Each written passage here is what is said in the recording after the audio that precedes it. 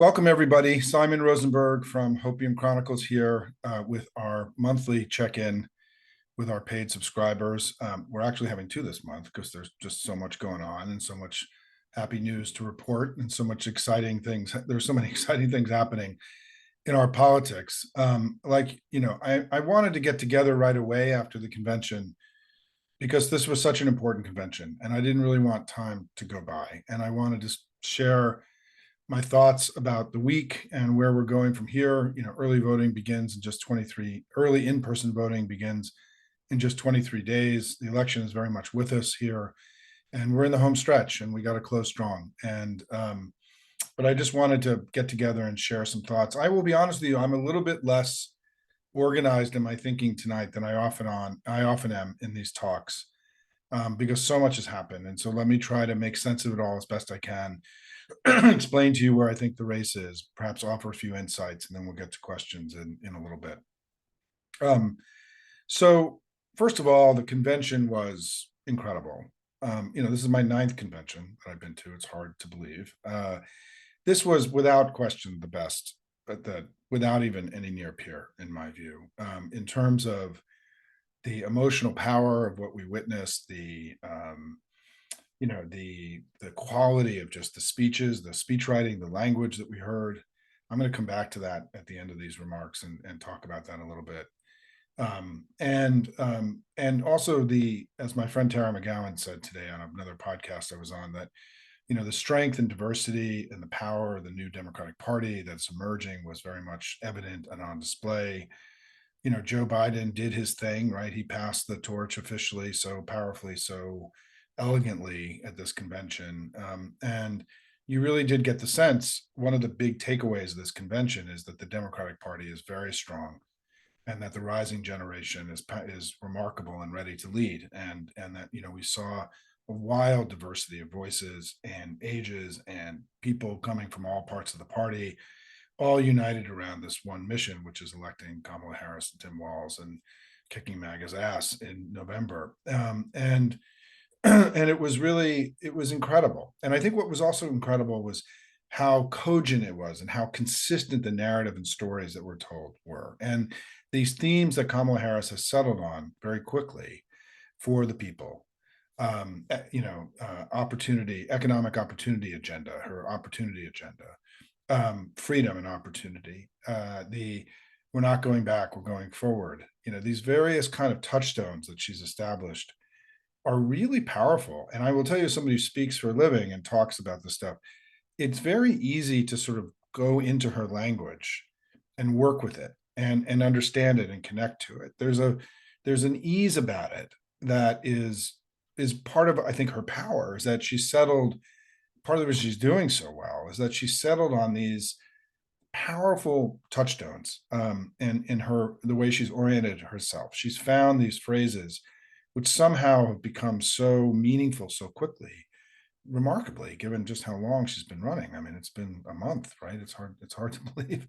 And so, we're in an extraordinary moment in our politics. I mean, I think this is not like any other moment I've experienced. It isn't like 2008, and it's not like 2012, and it's not like 1992, which was which I was part of the war room and part of the Clinton campaign. This is something different, and I think better and more powerful and more meaningful in many ways, and also unexpected. And there's a sense of serendipity about all this that we also, I think, is an important part of the story. I mean, I will tell you that as somebody who spent a lot of time in California in my life, and my wife's family's all from the West Coast of the United States, Kamala also conveyed to us, I felt last week, this sort of serendipity of being a child of immigrants, and sort of this notion that, it's incredible that she ended up here by accident of history, right?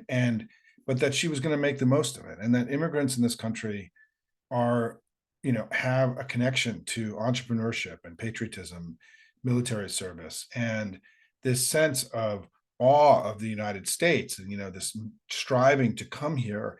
And when they get here, they want to make the most of it. I mean, they're proud of this country, they love this country. Immigrants are far more, Hispanic immigrants are the most patriotic Americans in the country when you do ratings on this stuff.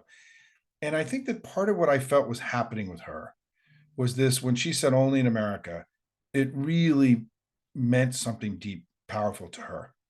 And that this is not just a phrase, this time worn phrase we've heard, but for her, I think this sense of serendipity and this, she worked really hard, right? And she's gone and skyrocketed into the presidency, the way this whole thing came together.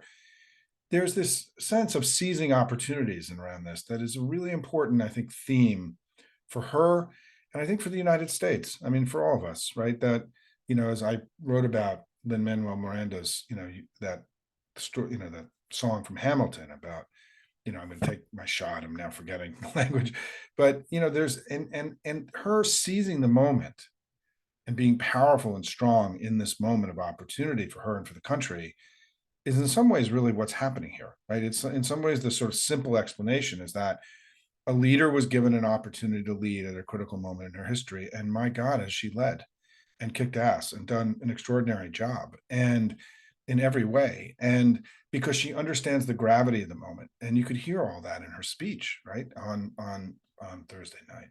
So let me go through with you now just some reflections on where we are in the election at this moment, coming out of this remarkable convention and this remarkable last 2 months of American politics, which I don't know if there have been many like it in all of our history. Number one, the Democratic Party is very strong. It's strong in its sense that we saw an older generation over the last several years pass the baton to a new generation that is clearly powerful and ready to lead and is capable of receiving the baton or the torch, or whatever it is, and leading the country forward.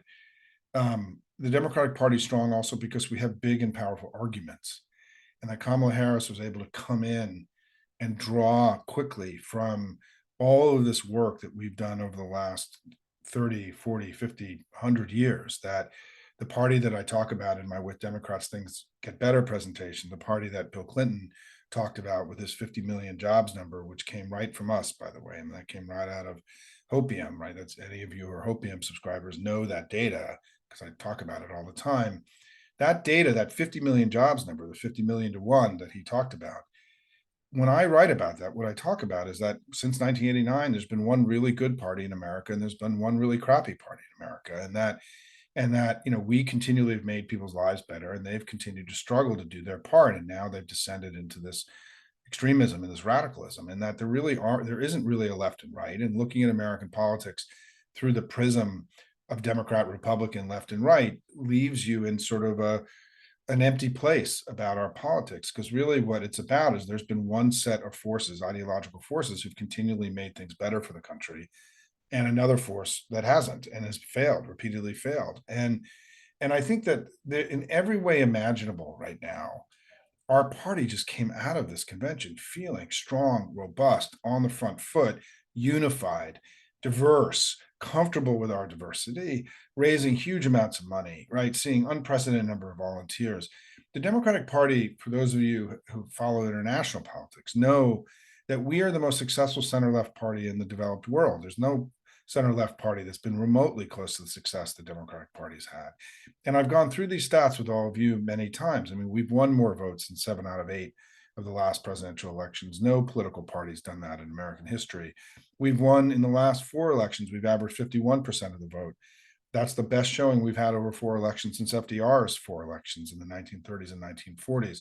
We just came out of this period of where the party in power always loses seats in American politics, and we've been gaining ground in the last few years since Dobbs happened. And we're raising unbelievable amounts of money. We have vastly superior grassroots operation. All the work that all of you do, the proud patriots who've been, leading us to these victories all across the country over the last couple of years. The Republicans have nothing like our new, incredible, powerful grassroots that we have. It's an extraordinary thing that we're sitting. We're sitting on top of this incredible successful thing called the Democratic Party. That, as if you know from my presentation with Democrats Things Get Better, I talk about how there's no party in the history of there's no organized force in the history of the world that's done more good for more people around the world than the Democratic Party of the United States. And I think we're sitting in a place now where that strength and that power and the goodness and greatness of the Democratic Party is just kind of flowing out all over the place right now. And it is because it's true. And the contrast between us and the goodness and the greatness of us and the recklessness and the failure and the extremism of them is also becoming much, I think, better understood, perhaps. And we have to resist at all moments this desire by the media to place us back into these little tiny boxes of left and right, which don't in any way reflect the true reality of American politics today, which is there's one really good party that keeps putting points on the board for the American people, and then there's this other thing that's become dangerous and for our country. And so I think that's number one, is the Democratic Party is really strong. Number two, is that I think our ticket is obviously incredible, right? You never know these things. I was part of the Clinton campaign in 92. They picked Gore. We're like, what are you doing, right? You're picking a guy from the same region of the country from you are, saying, similar age. And it was and it worked and it was powerful. We knew the first time they were together, you could just feel the chemistry, the message that Clinton was trying to deliver of a new generation of leaders, pragmatic, thoughtful generation of leaders. And it worked, right? It popped immediately. And this ticket, as improbable as it is, right? Well, Harrison Walls, is it works. It's powerful. We got to see, the America's dad, right, on Wednesday night and through the week, and what a genial, wonderful guy that he is, and bringing small town American values to the ticket. And Kamala and her grace and power and simplicity of her language and willingness to take on a fight and not being scared and bullied by the Orange Emperor on the other side. I mean, these guys have it's working and it is strong and it is awesome to see. And every day you feel like they're inventing a new campaign. We're all watching this extraordinary campaign evolve in front of our eyes. And I think the size of the crowds, the money that's being raised, the volunteers that are coming in has created an extraordinary affirmation for the two of them, which has risen them up, which has lifted them up and made them bigger and more powerful. And as they get bigger and stronger, the other side continues to look small and petty and pathetic and desperate and ridiculous. And it's so I think we also now have a powerful party, but we have these incredibly capable leaders leading us now. Again, serendipity, extraordinary set of events that have happened, none of which would have happened without Joe Biden's selfless, act to sort of pass the baton, that, as I call him, the American Cincinnatus, which was so central to everything that's happened. And also in its own way, such an affirmation of the power of the American democracy. Third is that, we are in the process of building the most powerful grassroots machine the country's ever seen. All of you have been laboring in this, doing this work for many years. But what's happening now with the money and the volunteers, which is not just going into Harris and Walls, but is going into the individual races all across the country. I've talked to many House and Senate folks in recent weeks. They've all seen a huge increase in money and in volunteers. And what it means is that we're now going into this end game here stronger than they are. We're stronger today than we were, right? We've added muscle and strength and capacity. We're a little bit more fit, than we were, right? And we are, our ability to close this thing out over the next few months is far greater today than it was. And all of I mean, if you're a Hopian follower, what I'm going to say is that, we're only going to have the election that we all want to have if we all go do the work. And you heard the emphasis at this convention and the centrality of the understanding of Harrison Walls about the power of volunteers and the work that we all do. And Michelle Obama's incredible speech. I mean, one of the most amazing speeches I've ever heard, with the do something. You heard Governor Walls, Coach Walls talking about leaving it all on the playing field and no regrets, right? All the ways this was discussed by everybody. It was central to the story of this. And what Kamala Harris is telling us is that she knows she can only win this election together with all of us working together. And so I'm really heartened by all of this in every way that, we've seen. Fourth is they also this sort of embrace of content creators and these new voices in the party to reach younger Americans in this emergent new media space that we're in has really been also incredibly powerful. And we were behind Trump in social media and, 2 months ago, we're not anymore. We have candidates that we can sell. We've got arguments we can make. We've got We've unleashed the power of the creative class of Americans who are creating remarkable media every day. We're on, there's an incredible sense of creativity and invention around this campaign right now. That's super exciting, right? And I think the campaign deserves a lot of credit, for unleashing. Rob Flaherty, who's the digital head of the campaign, said, on TikTok, what I'm doing, I was just letting these Gen Z kids who work for me go. I'm not, they have virtually no oversight. And they're just inventing this thing every day. And hats off to the campaign itself and the campaign staff in general. I've worked on 2 presidential campaigns. These folks who've been running what was the Biden campaign and now the Harris campaign had to deal with that challenging month after Joe Biden's difficult performance, and then all of a sudden had a new candidate that they had to sort of invent language and produce a whole new campaign, a look and feel, words. How are they going to campaign? What kind of venues are they going to go to? How to staff them up, bring in their staff. Amazing convention. Let's just for a moment just acknowledge the extraordinary performance of the campaign itself over these last few months, and all the young people, all the staffers, Jen O'Malley Dillon, Julie Chavez Rodriguez, and everyone else. They have been operating at the highest degree of difficulty you could imagine as a campaign staffer, and they have just been kicking ass. And they've risen to the moment as well. I think all this, again, this affirmation, having worked in campaigns, when you get this love and this feedback from people, it's so powerful. It lifts you up and you become better. You take greater risk. You feel obligation to sort of do your best for the people that are working so hard for you. And we're in this kind of virtuous cycle now of where all this money and labor and work and positive energy is creating this incredible virtuous cycle of what I call virtuous cycle participation in campaigns, but it's a virtuous cycle of joy and happiness and love of country. And I think that's my next point, which is that I think that what is happening here in the Democratic Party now, and why to me this moment feels different, is that I wrote about this last week, that I feel like our ideology now isn't progressive or moderate or new Democrat or neo-populist or neoliberal. It's love of country, that we are really legitimately operating as an enterprise right now around love of country, a love of one another, respect for each other, a sense of, respecting the norms and rules and laws of a democracy, under cherishing all of that. We're operating in a different place now in our ideology, in our approach. We're tapping into the most powerful forces in American history that has made America this inspiration to the world: freedom, democracy, opportunity, right? These words that are being used all the time. Kamala Harris and the campaign are tapping into the deepest reservoir and most powerful things that exist in the American story and the American myth, and the thing that has galvanized the rest of the world around the American model.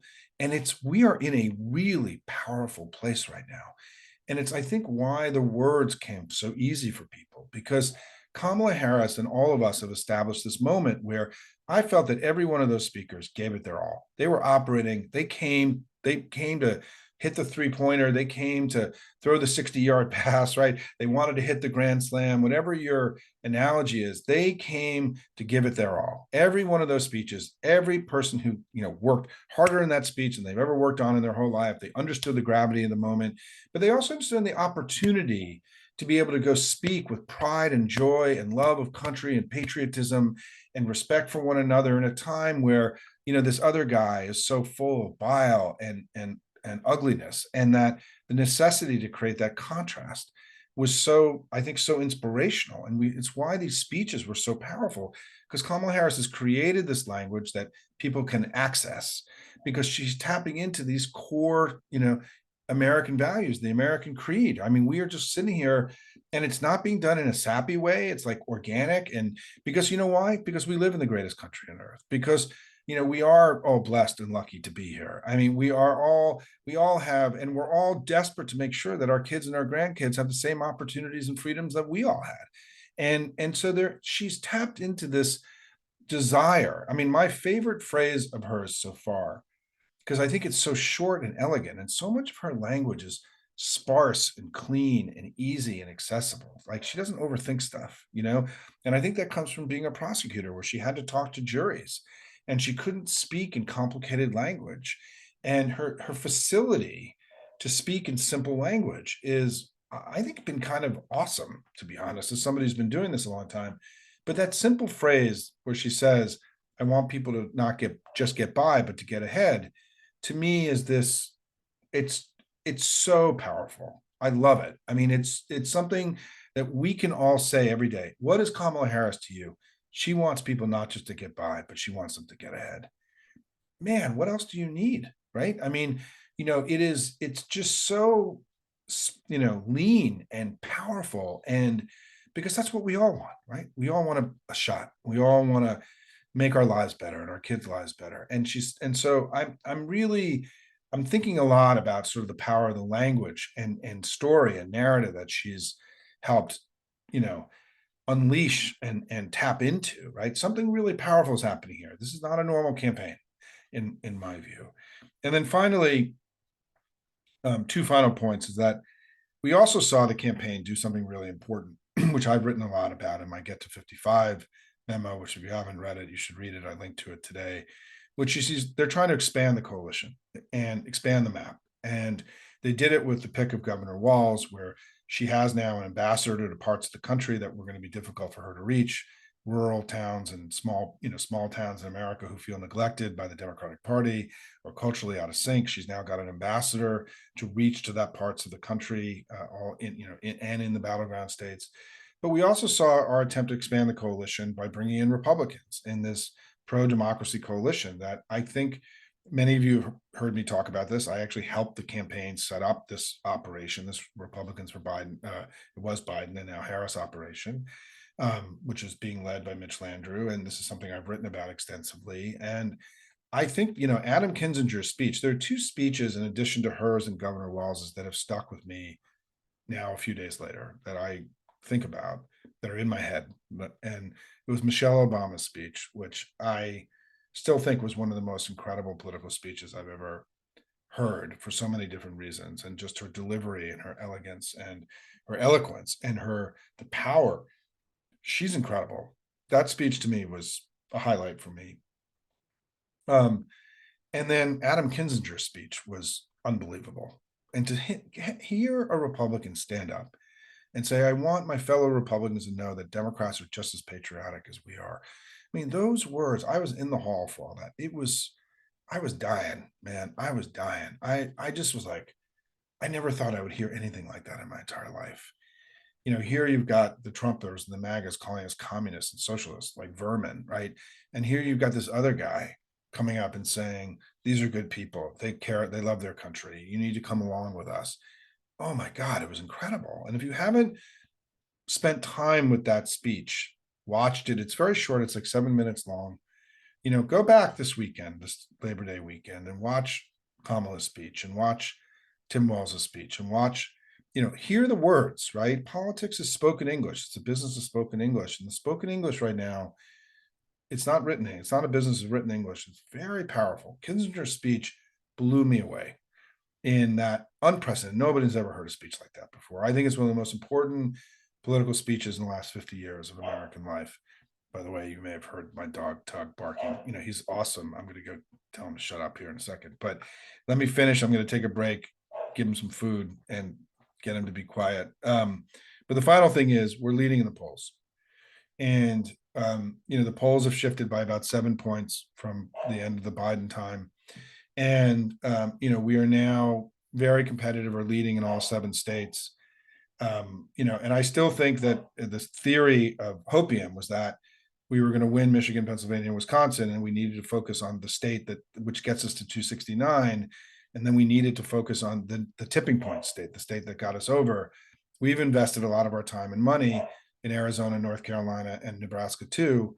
All those look like very smart investments right now. I mean, we're doing very well in all those places. And part of the theory that I had was that Mark Robinson and Kerry Lake were going to be extraordinary drags on the ticket, the Republican ticket in both states, and that more would be possible this year than usual in both of those states. I think you're starting to see that scenario play out. I always felt like that was the likely scenario. I think you're seeing that. So we're doing really, really well in the polls. The Senate polling is very strong. Sherrod Brown is holding in Ohio. Maryland is not competitive. I know there was a poll out today showing Maryland competitive that was done by Trump's pollster. We should dismiss it. That's not going to be a competitive race. Tester is dead even. That's going to go to election day. Do we have the opportunity to put one more state in play? Nebraska, Florida, Texas? We'll see. I mean, we don't have to make that decision yet. It obviously would be great to be able to have a pickup here to give us the insurance policy in case Tester loses. But we don't know yet that any of those states are going to be competitive. Yes, the polling is encouraging, but man, the amount of money it would require to win in those places is meaningful and significant. And it's not an easy decision to make, given that we got to stick to our knitting. Remember, part of what happened in 2016 is the Clinton campaign took their eye off the ball on the map, and they made strategic errors in the way they managed the map. We can't do that. We all learned from that, from the 2016. We got to stick to our knitting and win this thing. In the House, I'm very optimistic. Just like at a presidential level, all of our House candidates are stronger and more potent and powerful than they were a few weeks ago. And, there are 18 districts that Biden, where we have candidates, that Republicans are sitting in 18 districts that Biden won. Do we think that they can hold on, to 14, 13 of those districts, given what's happening, given what's going to happen in New York and California? I think it's so unlikely right now. And so, is it within our power to have the election we want, which is that we crush MAGA at the top of the ticket, we keep the Senate, we flip the House? Absolutely.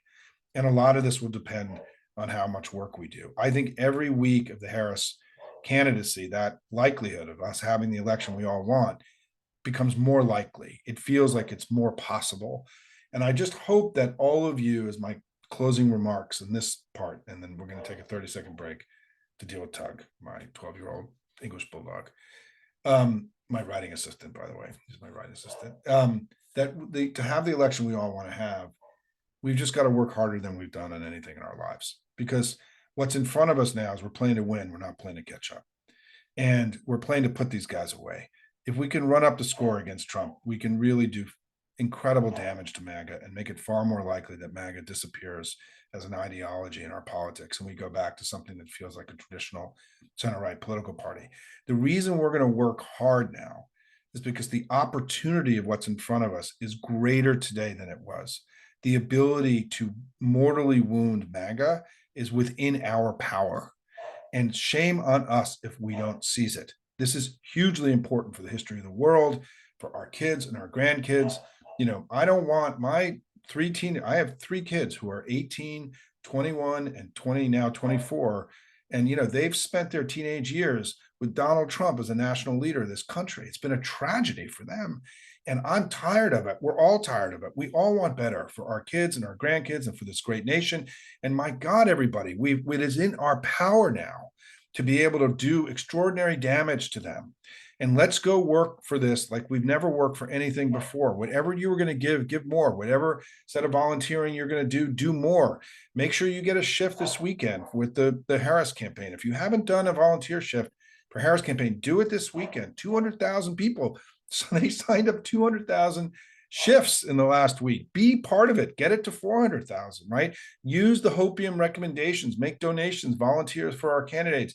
Join us Thursday night. We're going to be together every Thursday night from 7:30 to 9 for the rest of the way. You're going to get to hear from the candidate first, and then at the end of our work, when we're done, I'm going to come give like a 10-minute overview of where the election is. So you get free Simon, if you need more Simon, and you get the candidates too, right? To give you an update on the ground in these competitive races. These 11 races that we're fighting for are the ones that are most likely to flip. If we win these 11 seats, the House flips, period. There is no possibility the Republicans can keep the House if we win these 11 races. And I think we're going to win all 11 of them right now. But we need to close strong. That's the key to everything now. I'm not worried about complacency. Everyone's been working their ass off for 2 years. That's not an issue. But we have to be strategic and smart in the way that we close. And we have to do more work than we thought we were going to do, because now we're working to do something that's even bigger than winning this election. It's about mortally wounding MAGA and Donald Trump, which is going to be the highest and most important thing that we could do as citizens, given the threat to our democracy and to our freedoms that he represents. So thank you, everybody, for being in this wonderful Hopium community. If you're watching tonight and you're not a member, it's free to sign up. If you want to be a paid subscriber, that money helps me keep the content largely free for it to be more shared throughout our family. So your donations, those of you who are paid subscribers tonight who are here, thank you so much. Your money fuels this place and keeps the hopium, this community going, and the hopium flowing, as I like to say. But this has been a remarkable time, folks. And so we're going to take a 30-second break. Tug is, I think Tug has shut up, so we can get to questions. And so thank you all very much for being here tonight. We've got about 25 minutes now to take some questions. Here's how I want to take the questions. Not going to do hand raise. We're just going to go into the Q&A. And what I'm going to try to do is get a sense of questions that are repeating, right? So I can get get a sense of, okay, so let me address one thing that's come up. I don't know that we're going to really know where this election is in polling, at least until next week. And if the debate happens, which I'm skeptical that Trump's going to show up, but I think the debate is going to be another major moment in the evolution of this campaign, this election now. I don't know. I think we're going to get a lot of polling this week is my guess. We haven't had a lot so far. There was a lot of polling last week. But it may be that the bulk of the polling comes the week after Labor Day. I don't know. And I don't know if there's going to be a bounce. I don't know. We don't know. I mean, everything now is unknown. Every week is a new week in this campaign. But, she's up 3 to 4 points nationally. And a couple things I want to dismiss as kind of myths, right? Number one, it's out there in the discourse that Trump always overperforms polling. So we need to win, by 4 or 5 or 6 in order to win. That may have been true in 2016 and 2020, but since Dobbs, the Republicans have been underperforming public polling. We have been overperforming public polling. And what just happened in the European and French elections is that once again, the fascist parties all underperformed public polling. They didn't overperform public polling. And my theory of that is that even for people on the center right or the right, when they go in and vote, they just can't vote for the fascists. And I think that Trump became an extremist/fascist definitively after the 2020 election. I think he's a different candidate than he was in 2020 because then two things have happened. I mean, a bunch of things have happened, right? Number one is that he tried to overturn American democracy and install himself as a right-wing fascist dictator in the United States and end American democracy for all time. Second is that he ended Roe and stripped the rights of freedoms away of more than half the population. And that third is that we now know definitively, right, that he's a rapist, fraudster, traitor, and a felon. And that these are things that were not known about him, in 2020. And so I think that decision, if you're a Republican, to go vote for him is harder. And we saw that play out in the Haley vote in the primaries, where Haley did much better in every state than the polling showed. And I think the dynamic I'm trying to get at is that there is this I'm voting for Trump. And then when you got to go vote for Trump, it's I can't do that, right? Like the guy's a piece of shit, and I'm not going to vote for him. And he's a scary guy, and he paints his face and dyes his hair, and he's now selling trading cards he came out with trading cards. He's selling sneakers, trading cards, building his life in case that he loses, that he has income, because he's still going to have to pay all these insane legal bills for the rest of his life, and perhaps his kids' lives too, right? Because it's very possible that his kids are going to get caught up in all this legal stuff over the next few years. And so, I think that this dynamic, I just want to say one thing, is that elections are unique. No election is like any other election. And when you hear commentators talk about how this is like 2016 or 2012, it's lazy. It's lazy analysis. It means they actually haven't come up with an analysis about this election. Part of the reason I got the election right in 2022 is that Tom Bonnier and Joe Trippi and others that I was working with, we stayed close to the data about that election, not about other midterms elections, because it wasn't like any other midterm election. It had its own dynamic. This election, as all of you know who follow Hopium, I've always said we should win this election. I've been really optimistic because of the basic dynamic that they keep doubling down on a politics that keeps failing. MAGA is a failed politics.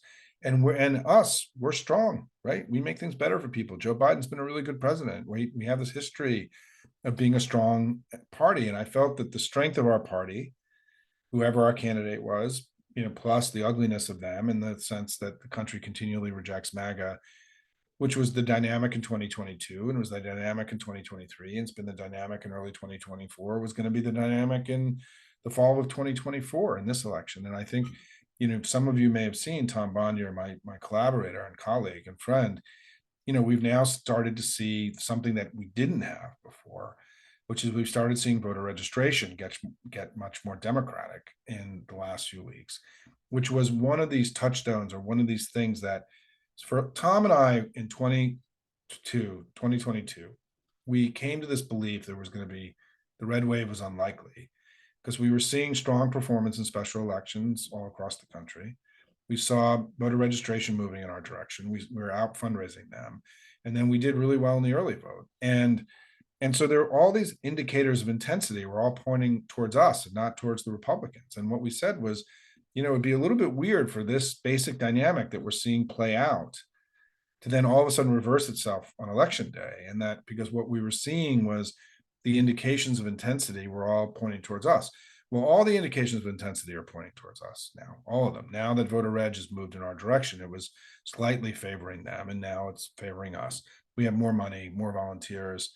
We've been winning. We continue to, the Tom Downey race, the Tom Suozzi race, New York 3.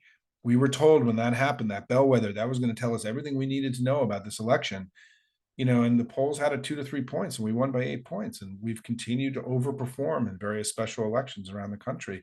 Trump dramatically underperformed in his primary, and again and again and again, something very different from what happened in 2016 and 2020. Because as I said, he's not the same candidate. He's far worse. He's more extreme and rapist, blah, blah, blah. So I think that, by the way, I don't mean to minimize the fact that the candidate who's running for president on their side is an adjudicated rapist. I somehow this has all continued to get normalized by the national media in ways that, as somebody who used to work for ABC News and grew up in the media business, I still find this stuff a little bit hard to comprehend, that there hasn't been some greater acknowledgement of the fact that he's a serial criminal and a rapist and has betrayed the country repeatedly. The indictments tonight, from Jack Smith is a reminder that what he's being indicted for is essentially being a traitor. That's why I talk about the traitor in my formula of rapist, fraudster, traitor, felon. I'm really discussing his trying to overturn the American democracy, steal secrets, and letting other countries, other people have them. He's repeatedly betrayed the country. And you're going to hear me start talking more about the traitor piece of my little formula, because I think it's the part in our current discourse that is least developed in our understanding. And it's something we need to push more, because we need to use, when we win the election, we need to establish that, the Republican Party has betrayed the country, and that they need to be accountable for that. And it's not just Trump, it's all of his enablers who have, sold America down the river to Russian and Chinese and other interests, because we can't ever let this happen again. Russia has penetrated one of our two political parties. In the last few days, what you've seen is a rallying of all the pro-Putin forces in the Republican Party. You've seen it with him picking Vance. You saw it with RFK. You saw it with, Tulsi Gabbard. These are all the most, the biggest critics of Ukraine and the biggest proponents of Putin in Russia. The first interview that RFK does, he goes right to Tucker Carlson, who's we all should just view him as a paid employee of the Russian government now. And, it is stunning that at this moment that they have, in this moment where they feel under siege and confused, is that where they're going is they're not going towards Reagan or more traditional Republicanism. They're going deeper into the absolute worst part of MAGA, which is the pro-Russian, pro-Putin stuff. And it's not okay. And we need to talk about it. It is just true that one of our two political parties has been penetrated by a hostile foreign power and has, control or, influence over what they're doing. And it's shocking and stunning. And we should be talking about it. It's something voters should be voting on. They should know about it, in my view. And I'm going to be working on that a little bit more. Let me go to questions. I'll try to do a little bit better about. So what Olav asks is about coattails or ticket splitting. I think the conventional wisdom is that the Senate and polls and the presidential polls will harmonize, but we don't know. I mean, every election's unique. I mean, something really weird could happen in this election where, the presidential candidate runs underneath all these Senate races, but she's caught up, and yes, there could be ticket splitting because of Trump's, the power of Trumpism, right? But I my own gamble, and the reason that I gambled on Arizona and North Carolina is that I felt that the ugliness of Kerry Lake and Mark Robinson would drag down the whole ticket. And if Josh Stein wins in North Carolina by 5, 6, 7 points, it's inconceivable to me that we don't win there. I just don't. It would be so unusual for there to be that degree of variance, given that Mark Robinson and Donald Trump are coming from the same ideological place in the way that Kerry Lake and Donald Trump are coming from the same ideological place in Arizona. And so it would be surprising to me if there ends up being a large gap between Harris and the Senate candidates. But it could happen. I mean, we're in a very wild time, and she's still finding herself. She's still in the early stage of this campaign. So, I mean, I think the key here, Olav, is that in doing political analysis, you have to be open to things. It doesn't mean that, and operate in likely scenarios, not this is going to happen, but this could happen, or this is likely to happen, or it may happen. And you have to be open to it and see it. And I don't predict the future. No one can. I'm not in the prediction business. What I can tell you is what I think is the likely scenario based on the information that we have today. And when that information changes, you have to reassess, right? But I go back to the fact that my basic take on this election has not changed since I started Hopium in March of last year. And it didn't change even with Biden at the top of the ticket. Biden was gaining ground. Biden had gone ahead in the national polling before the debate. He had gone ahead in Michigan and Wisconsin in the 538 averages. He was starting to become the candidate that I thought he was going to become before the debate. But obviously, that's not how it all worked out. But the election we're having now and where we are is where I thought this election would be. We've gotten here through sort of extraordinary circumstances, but it is this. I always felt this was the likely scenario given all the actual. Remember, part of the data input on this isn't just polling, it's on the votes of hundreds of millions of people in elections over the last couple of years, where we keep overperforming and they keep struggling. And that's been the central dynamic since Dobbs. And there's no reason to believe that this election is going to be any different than that. What happens? I mean, so I've been very consistent in my writing and my understanding about where we thought we were going to be. And this is the election that I believed would happen. And I'm really glad we're here. And so, because I think we're going to win. Hey, Olav, I'm sorry that I don't know why the questions are not visible to you. I will fix that next time. And I don't know why that's not the case. I apologize for that. So you guys can see what people are writing, but thank you for letting me know that. I'll fix that on the next one. I didn't know that. Let me just look at a few more questions. Listen, there are a variety of questions about the various things that Republicans can do to disrupt the election. And let me speak about that for a second. One is that one of the reasons, there are many reasons that we all need to vote on day one. And I need to incorporate this now into my core talk. I didn't do that today. We need to vote on day one because when you vote early or on the first day, I call it day one, what happens in a campaign is that every night campaigns get the list of everybody who voted. They don't get the list of how they voted. They just get a list of that they voted. And then the next day, the campaign gets up and takes all those people off the GOTV rolls, and they don't call them or door knock them or write postcards to them or anything, right?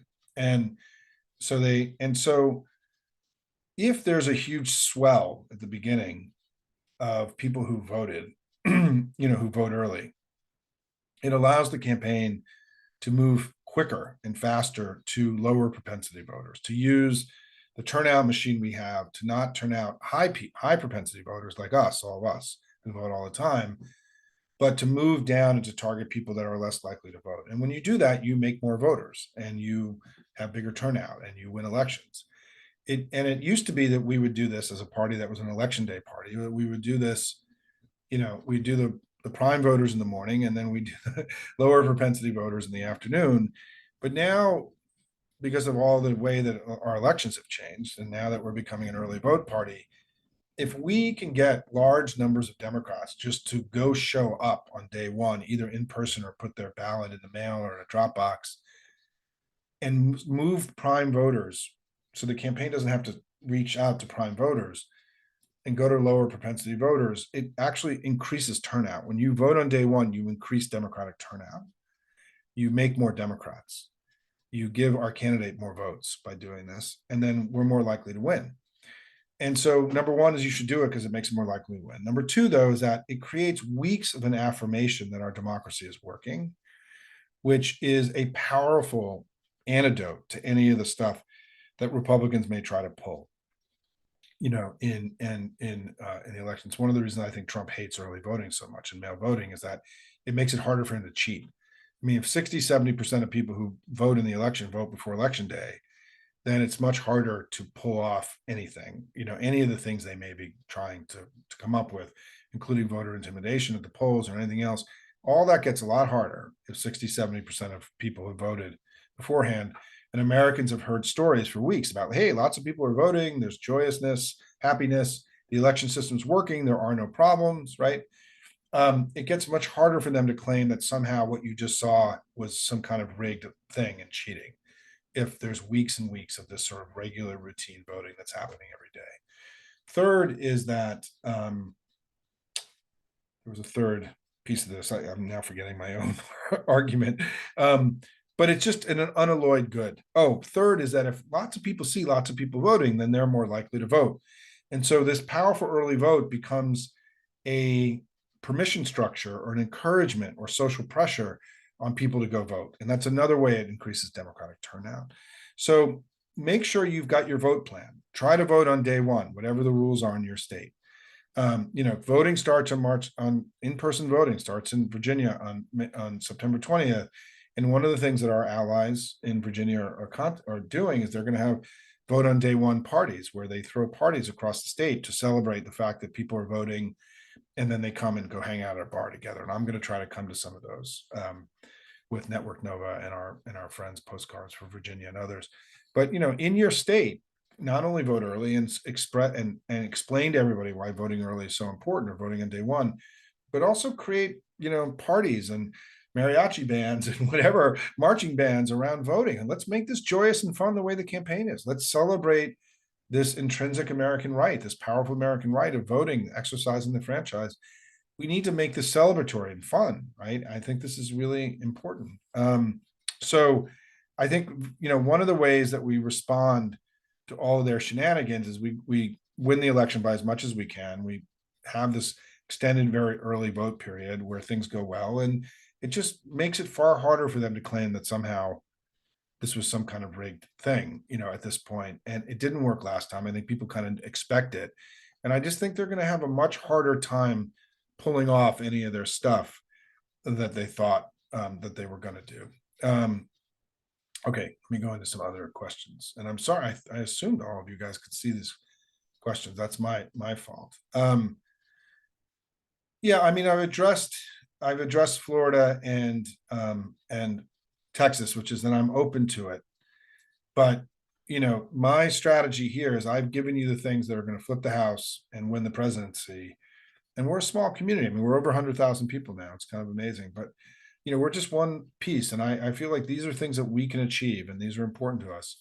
We've also helped Ruben Gallego, who needed the help. I mean, he had that unusual circumstance of his senator who didn't retire or not run again for a long time. Ruben's doing really well. I talked to him the other day in Arizona. And so I'm evaluating all of this now. I think the party is going to get a lot of new data this week.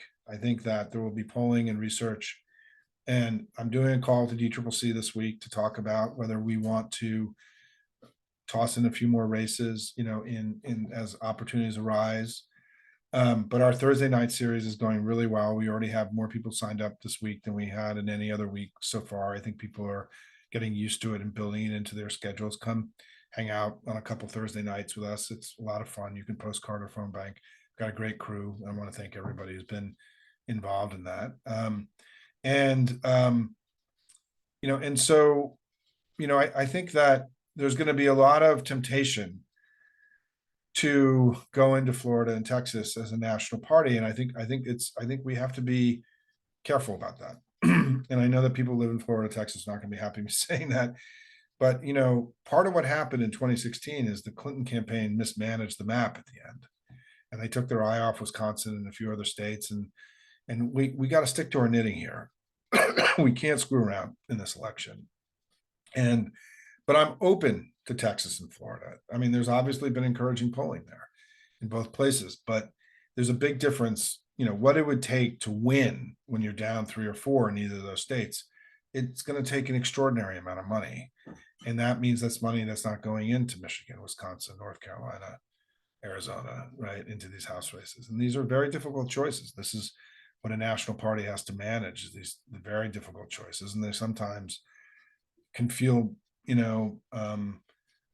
can feel mean, right? And feel, but let me just say one thing that's very clear to all of you. It is the Harris campaign wants to expand the map. Right? They want to expand the coalition. They went really hard into North Carolina, right? They've got on Governor Walz, who can reach into rural places inside the states. Their whole thing is about getting as big a vote as possible. They're not against the idea of going into Florida and Texas. It's just that there's very pragmatic realities here. And also we still have a candidate that wasn't a candidate 5 weeks ago. And we have to be smart and prudent here. And we need to be guided by our head and not our hearts here. And because the election is too important for us to, screw up the way, frankly, the Clinton campaign did in 2016, where they made incredible mistakes in terms of how they managed some of the battleground states during the last few weeks of the election. I've been asked about the Nebraska Senate race. I'm still in a learning mode about that. There's different schools of thought about that, and I'm open to it, but I want to learn more. And just in the way that I'm keeping my eye on, and I just want to say that going into the Nebraska Senate race, we've already put in $150,000 into the Nebraska party. We've put in $100,000 into Nebraska too. I mean, we are one of the largest investors in Nebraska of any Democratic organization in the country. I mean, we're there already. Whether or not we're going to get behind him, I mean, I got to learn a lot more about him. And I have friends who are big boosters of his, and there are others that are less so. And so let's see. I mean, we're gonna know a lot more about the map, where we are, in the next week to 10 days. And I hope to have any kind of revised recommendations to you by the end of next week. I'm going to take this week to 10 days to assess, to talk to people, understand where we are. And I'm always very prudent in my recommendations to you, because I know that for many of you, you're not wealthy folks. And, when I make a recommendation to you, I want to be able to stand by it, for the hard earned money that you have, and also your labor, and making sure that your labor is going to places that I can 100% say this is the right place to go from 30 plus years of doing this. Let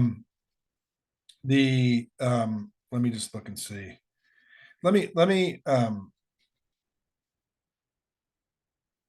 So to sign up or to support any of our candidates, to do any of the actions we've discussed tonight, you can do that on our post, and it's free and open to anybody.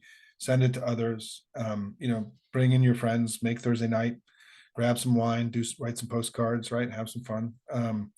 And it's, build it into your schedule if you can. And let me just see if there's any other. Yeah, I just want to say again about this issue about, and I think this is a good way for me to end, is that I want my recommendation to all of you is to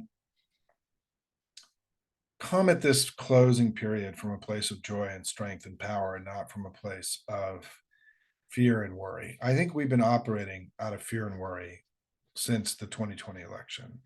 I think we got into a place of fear or worry when the Capitol was attacked and COVID happened, and our democracy was under siege. And I think that we operated under fear and worry because we were told a red wave was coming and going to wipe out the Democratic Party, a red tsunami that was coming.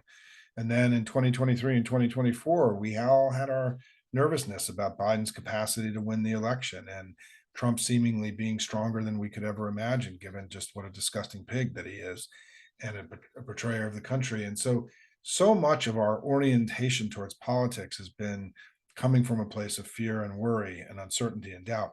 We're not there anymore. That's not where we are anymore. We're in a different place now. We're in a place where we're strong and they're weak, where we're unified, they're divided, where we are, we have more money than they do, more volunteers. We are coming from a place of strength and power and offense, and they're on defense. They're losing. We're winning. They're losing, right? And that's okay. I want to just be clear, in campaigns and in sports, being ahead is never bad. And anyone who goes to this place where somehow, we're ahead, there's something bad about that. No, there isn't. There's nothing bad about being ahead. It's all good. There's nothing bad about being ahead. We're ahead right now. We're winning. They're losing. We are in a stronger place than they are. We're much more likely to win this election. I would much rather be us than them.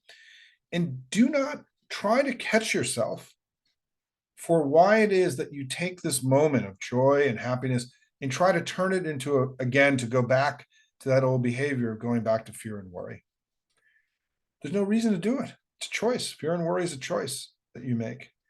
I'm asking you not to make that choice. I'm encouraging you to live in this other place, this better place, this happier place. Because I think when you're happy and you're enthusiastic and you're joyful, you bring more people with you. It's more attractive. It brings in more volunteers and more money. We're winning, right? We're strong. They're weak. They're divided. They're desperate. They're pathetic. They're ugly, right? Whatever the words are. Who wants to go be with the ugly losing team? And we're the happy, joyous team. You want to come with us. And this whole idea that people are more motivated when a campaign is losing, that's just not true. It is just not true. I've been on losing campaigns. People walk away from losing campaigns. You want to be the winning campaign. And the winning campaign creates this virtuous cycle that I was getting into earlier, which we are in right now. We are in a virtuous cycle. They are in a vicious cycle, right? They're spiraling down. We're spiraling up. And so what I want to encourage everybody to do here is to live in this place where we're strong, they're weak, right? And not to feel like it's virtuous that you go to a place of worry. I think it's actually damaging to go to a place of worry. And part of my own coming to understanding this, some of you have heard me talk about this, is I did a presentation. I do lots of presentations. Many of you have seen me at various forums and your own local groups that I've spoken to. And I remember this one event I did with a California-based group 7 months ago, where I talked about all the things that were going right and the happy hopium talk. And for the next 40 minutes, it was like what got thrown at me was every possible negative thing about Joe Biden and the Democrats that one could have imagined, right? And at the end of that presentation, I was like down and I felt really bad. And I was like, wow, you guys are in an ugly place. Like, I don't really want to hang out with you, right? And you brought me down from a place. And the question was, why? Why? Why did that happen? Why did they feel it necessary to spend 40 minutes shitting all over Joe Biden and talking down the country and talking down the Democratic Party? And it had a huge impact on me where I was like, I'm not going to do this anymore. I'm not going to sit and look at questions and look at, there's like 99 things going right and one thing going wrong. Why do Democrats talk about the one thing and not the 99 things? And we have to unlearn. This is like bad habits that we've taken on for reasons that we could sit here and describe and talk about 2016, whatever.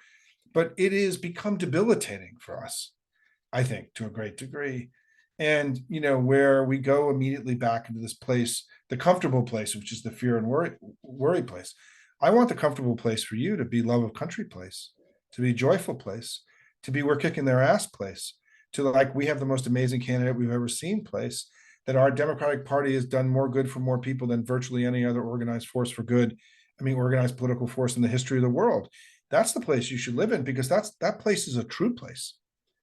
That's what I'm describing as truth. That's where we are, right? We are one of the greatest forces for good in the history of the world. We do have an amazing candidate. Do not let all their BS and their horseshit and their propaganda get into your head. And people have to take greater responsibility for the sentiment they put out into the world. When you're in a community of people like this, don't bring fear and worry in here. Bring celebration, joy, happiness.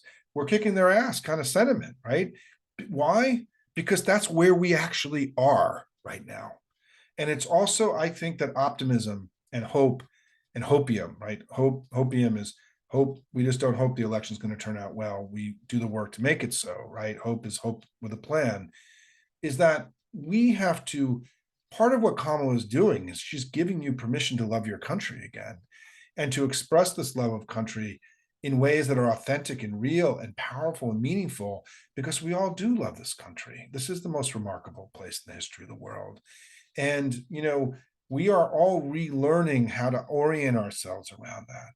And what I'm telling you is that's a happy place. Go there, stay there, right? Don't immediately talk about all these things I'm concerned with. I'm not really concerned about what they're going to do on election day, because I think we're going to win this election in October in the early vote and by turning out and voting in day one. I know that it's something to be concerned about, but I'm not concerned about it. I think it's a manageable problem as opposed to an unmanageable problem. I'm not concerned about all these other things that people are concerned about, because they're manageable problems. They're not threats to the Harris candidacy. I don't know that there's a threat to the Harris candidacy, right now. I don't know that there is. I mean, I don't see it. It could be there, but I think that her economic ads are powerful. She took on the border issues really well. They understand their vulnerabilities and they're addressing them, right? This campaign is smart. They know what they're doing. She's a really good candidate. Turns out that winning statewide elections in California really equips you really well to go run a national election, given the complexity and diversity of a state like California that has one of the most complex economies in the country. I mean, you come out of California being a statewide elected official, you know a lot of shit and you've dealt with a lot of different people, and she's shown that, right? I mean, California is the most powerful economic and cultural engine of the United States. And it is not dirty San Francisco. It's incredible state. And she represents it so beautifully and powerfully, right? California is an amazing place. My daughter's at USC this week, right? So I really love California now. She's a freshman at USC, so in Los Angeles. And so anyway, just to end, everybody, look, this has been an amazing journey that we've been on together. We're having the election now that we all wanted to have. Let's just go work really hard and do our part. Spend as little time as you can in the place of worry. Don't spread your worry to others. Spread joy and happiness. Make that the thing that is infectious, right? Because those are the campaigns that win. The campaigns that operate out of fear and worry, uncertainty, and doubt lose. Right now, that's the other campaign. They look confused and pathetic and desperate and ridiculous. I mean, to make their big, my line I have now is that we're like the Democratic Avengers and they're like the Star Wars bar based in Moscow, right? And it's like they are a freak show every day. And like we're really cool. And like we have a great candidate and she's got a great partner and we're kicking their ass. So anyway, I've gone on too long about this, but thank you all. This Hopium project has been everything that I hoped it would be. We've achieved remarkable things together. We've won all sorts of elections all across the country. We've raised tons of money. But our most important work together is now, between now and election day. So leave it all on the playing field, as Coach Wells told us a few weeks ago, last week. Do come here, do work through Hopium, but go do the work with all of your other groups too, right? And the campaign, I give you options on things you can do, but you got a million options. Whatever you choose, just do as much of it as you can. That's the most important thing. Love you guys. Keep fighting hard. And remember, when we fight, we win. Take care.